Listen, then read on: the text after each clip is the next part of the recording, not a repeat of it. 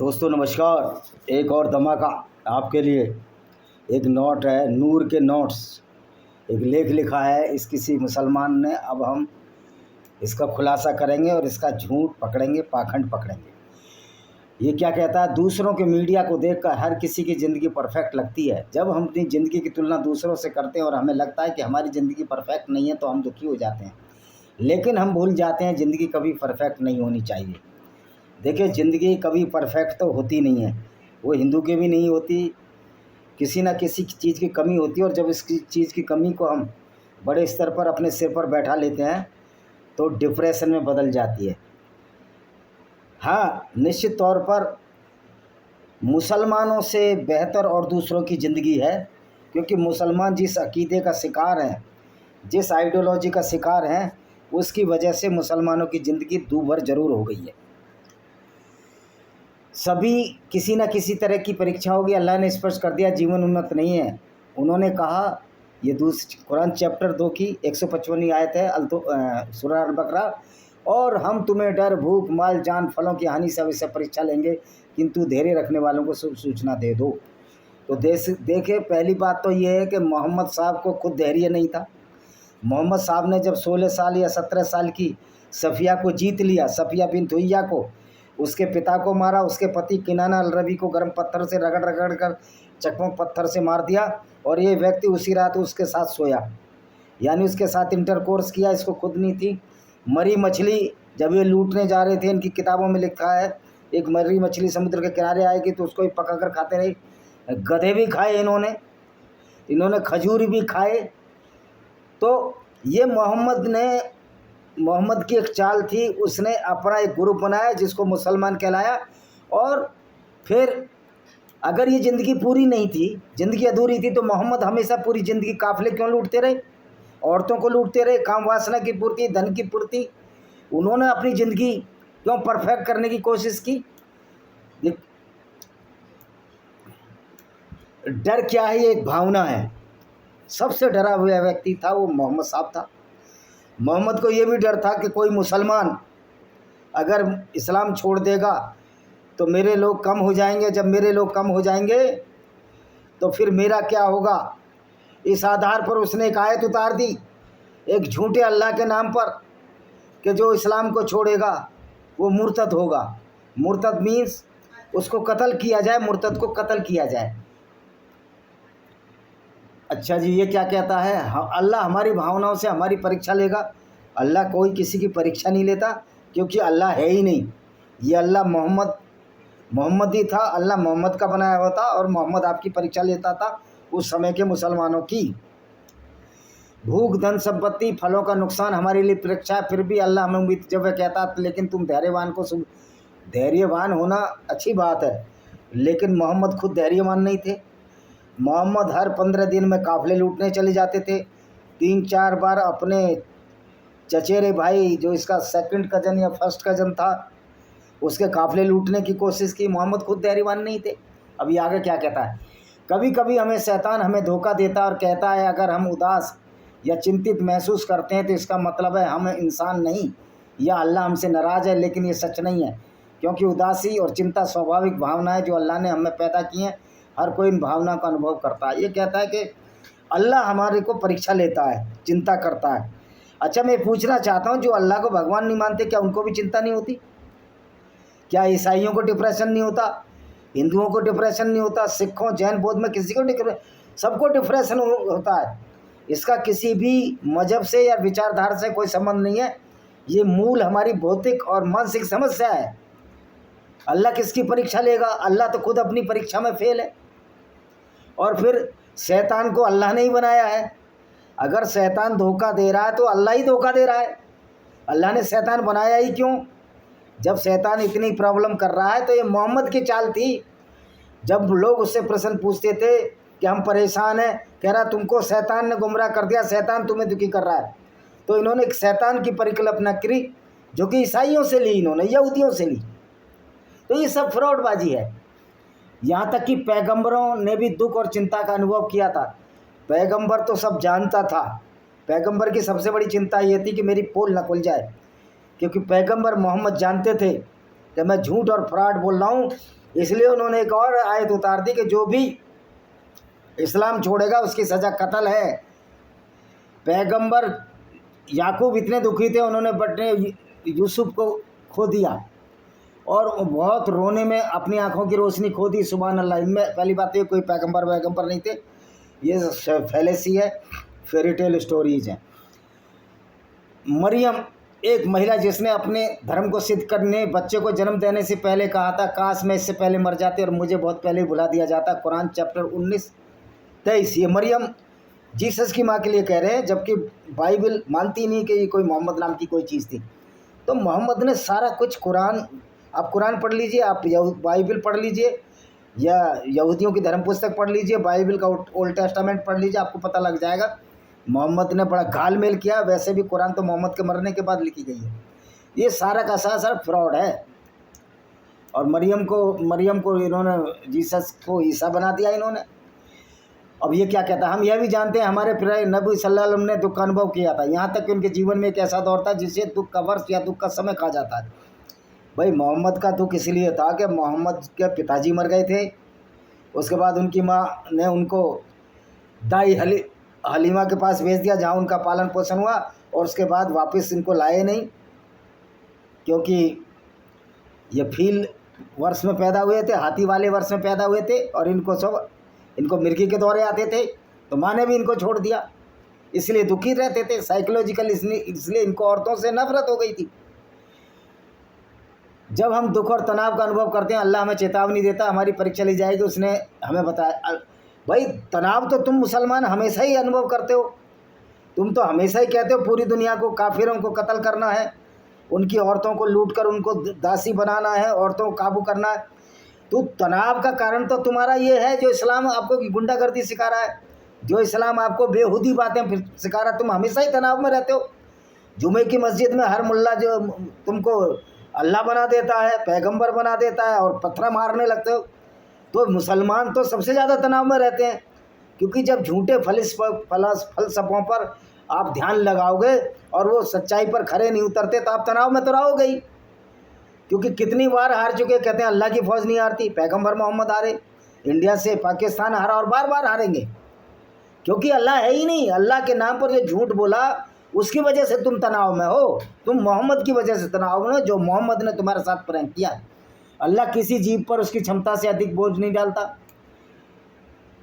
ये कह रहे हैं अल्लाह किसी उसकी कुरान 286। देखिए अल्लाह को तो खुद ही नहीं पता कि अल्लाह को करना क्या है। अल्लाह गुमराह कर देता है, जिसको चाहता है गुमराह कर देता है। भाई गुमराह क्यों कर रहे हो? तुमने, अल्लाह ने तो सब कुछ बनाया, लेकिन उस बेचारे अल्लाह को ये भी नहीं पता कि धरती चादर की तरह है या धरती गोल है। तो तुम्हारा अल्लाह तो फ्रॉड अल्लाह है। तो जान लीजिए आप मजबूत हैं। अल्लाह हमें बता रहा है, हमें अपने रास्ते में आने। और चुनौती क्या है? पूरी दुनिया में इस्लाम फैलाना, ये इनकी चुनौती है।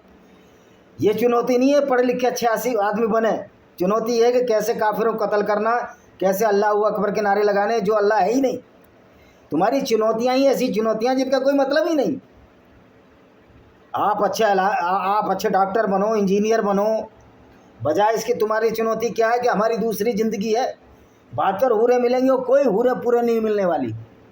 अब ये क्या कहता? उदासी, चिंता और नकारात्मक विचारों पर काबू पाने के 5 सुझाव। सांस लें, गहरी सांस लें, अपनी सांसों के जरिए। तो ये तो योग है।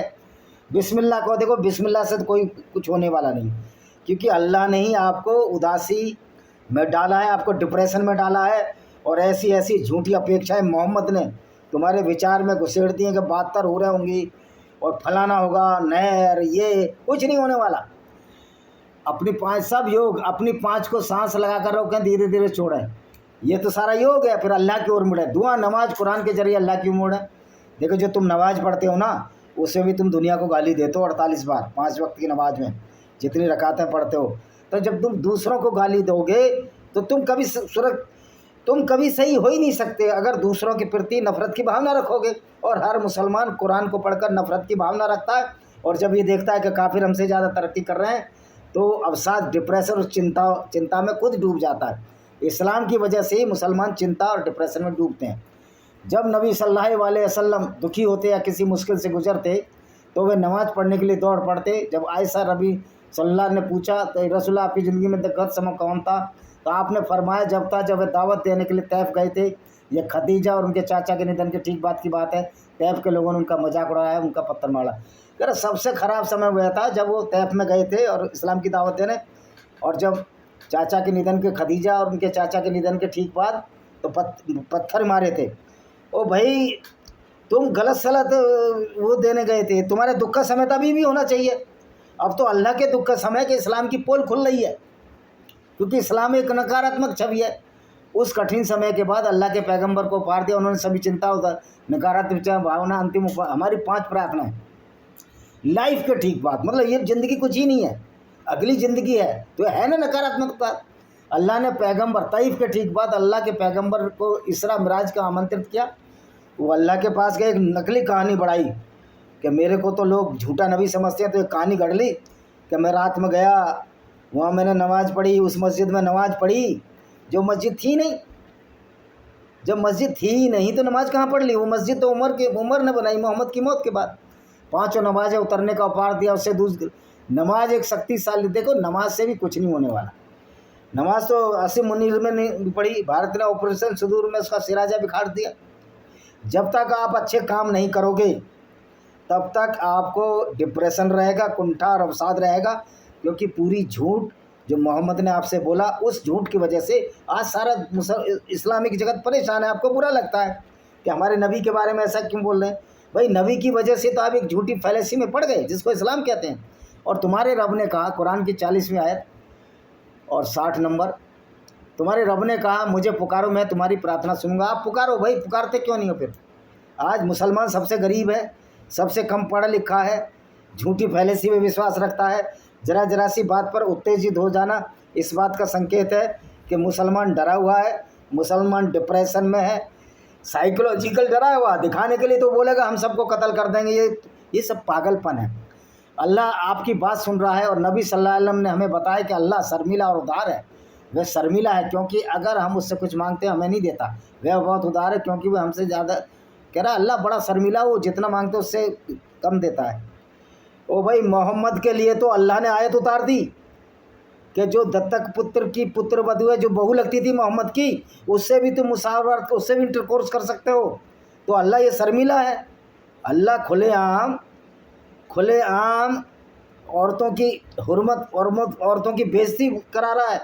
औरतों को, गैर मुस्लिम औरतों को लूटने की इजाज़त दे रहा है कि गैर मुस्लिम औरतों को लूट सकते हो। तो ये अल्लाह शर्मिला है? पुत्र वधू के साथ कहता है मोहम्मद को, मोहम्मद तुम्हारे लिए सारी औरतें हिबा हैं, तुम उनके साथ कुछ भी कर सकते हो। ये शर्मिला है? ये औरतों को लूटने की बात करता है, कत्ल करने की बात करता है। अल्लाह तो कातिल है, औरतों की बेइज्जती भी कराने वाला अल्लाह है ये। तो अल्लाह से दुआ मांगो, यकीन रखो अल्लाह तुम्हारी सुन रहा है। देखिए अल्लाह ना किसी की सुनता है, क्यों? अल्लाह है ही नहीं, ना कुछ करेगा। जब तक आप अच्छे कर्म नहीं करोगे तब तक आप सही नहीं होगे। एक बार मोहम्मद ने एक आदमी को देखा जो उदास चिंतित था, उससे क्या मैं तुम्हें कुछ नहीं सिखाऊं? अगर तुम कहो तो अल्लाह उसकी चिंता दूर कर देगा, तुम्हारा कर्ज माफ़ कर देगा। उस आदमी ने कहा हाँ या रसूलल्लाह, और हर सुबह और शाम ये कहें, क्या कहें? ये कहें, O Allah I seek refuge with you from worry and grief, यानी कि मैं पैगंबर से बार मैं कसम खाता हूँ कि अल्लाह मेरी चिंता और कर्ज के बोझ को दूर करेगा। सुभान अल्लाह। भैया अगर कर्ज के बोझ को दूर कर रहा था तो पाकिस्तान तो भिखारिस्तान हो रहा है, अल्लाह कुछ भी नहीं कर सकता। अल्लाह के नाम पर मोहम्मद ने तुम्हारे साथ जो प्रैंक किया है, फ्रॉड किया, उसी को इस्लाम कहते हैं। अच्छा जी, कुरान के लिए समय निकाले। अब कुरान के लिए आप समय निकालोगे तो और मानसिक अवसाद में जाओगे, क्योंकि कुरान तो आपको अपराधी बनाती है। अच्छाई की तलाश करें, देखिए अच्छाई की तलाश कोई मुसलमान कर ही नहीं सकता, क्योंकि अच्छाई है ही नहीं, इस्लाम में एक भी अच्छाई नहीं है जो गैर मुस्लिमों के लिए। इसलिए ये आपकी हालत हुई है। आप बुरा ना माने भाई, अपना जीवन में आशीर्वाद के बारे में आभारी रहें। आशीर्वाद क्या? जब तक आप अच्छे काम नहीं करोगे, कर्म ही फल है, तब तक आपको आशीर्वाद नहीं मिलेंगे। आप डिप्रेशन में रहोगे, चिंता में रहोगे, और दूसरों को गाली देकर आप आगे नहीं बढ़ सकते। न किसी मुसलमान को थकान, न बीमारी, न गम, न उदासी, न चोट तकलीफ होती है, चाहे उसे कांटा क्यों न चुभ जाए, लेकिन अल्लाह उसके लिए कुछ गुनाहों को माफ़ करता है। अरे भाई, सबसे ज़्यादा टीबी के मरीज मुसलमान है पूरी दुनिया में, सबसे ज़्यादा मानसिक रूप से बीमार मुसलमान हैं, और ये किस लिए हैं? क्योंकि वो इस्लाम को मानते हैं। तो आप अगर मुश्किल से दौर से गुजर रहे हो, ये लेख है कहता है अपनी ज़िंदगी में कुछ चीज़ चलने, शुक्र मनाइए इस मुश्किल दौर से गुजरते हुए आपके पाप धुल रहे हैं। अल्हम्दुलिल्लाह फरमाता है यदि तुम कृतज्ञ होगे मैं तुम्हें अधिक दूंगा। ओ भाई तुम मुश्किल से लड़ ही नहीं सकते। भिखारिस्तान बन गया इस्लाम, पाकिस्तान कटोरा खान बन गया। जब तक तुम अच्छे काम नहीं करोगे आप अच्छे हो ही नहीं सकते। कह रहे मुस्कुराओ, वैज्ञानिक सिद्ध करते हैं आप मुस्कुराओ आपके मूड को बदल सकता है। भाई तुम कैसे मुस्कुराओगे यार, तुम तो हमेशा दूसरों के कत्ल और गंदी चीज़ों में तुम मुस्कुरा भी नहीं सकते। ये बोलता है पैगंबर मोहम्मद ने फरमाया किसी भी नेकी को कम मत समझो। अगर तुम अपने भाई या बहन से मुस्कुराते मिलो तो उसे भी कम मत समझो। तो भाई भाई बहन से तो मिलने के आज़ाद, लेकिन वही भाई अगर इस्लाम छोड़ दे तो आप उसको कत्ल कर दोगे। वही बहन तुम्हारी इस्लाम छोड़ दे तो वो मूर्ति थे उसको कत्ल कर दोगे। तो तुम्हारे तो कुछ भी नहीं है प्रियजन। देखिए इस्लाम का कोई प्रियजन हो ही नहीं सकता। इस्लाम का प्रियजन वही हो सकता है जो मूर्ख हो। तो आप इस्लाम अवसाद की वजह इस्लाम है और इस्लाम की वजह से पूरी दुनिया बेगारत हो गई है। अल्लाह ने हमें सामाजिक प्राणी बनाया। अगर आप दुखी तो किसी से मदद मांगिए। पहली बात तो ये अल्लाह ने हमें सामाजिक नहीं मुसलमानों को असामाजिक प्राणी बनाया है। तभी तो तुम्हारा अल्लाह कहता है कि गैर मुस्लिमों से दोस्ती न रखो। कुरान में आयत है साफ साफ। और ये यहूदी हैं पिछले जन्म में, जो आज बंदर हैं वो पिछले जन्म में यहूदी थे। और गैर मुस्लिम पोटी जितने गंदे हैं ये तुम्हारा ही तो कहता है।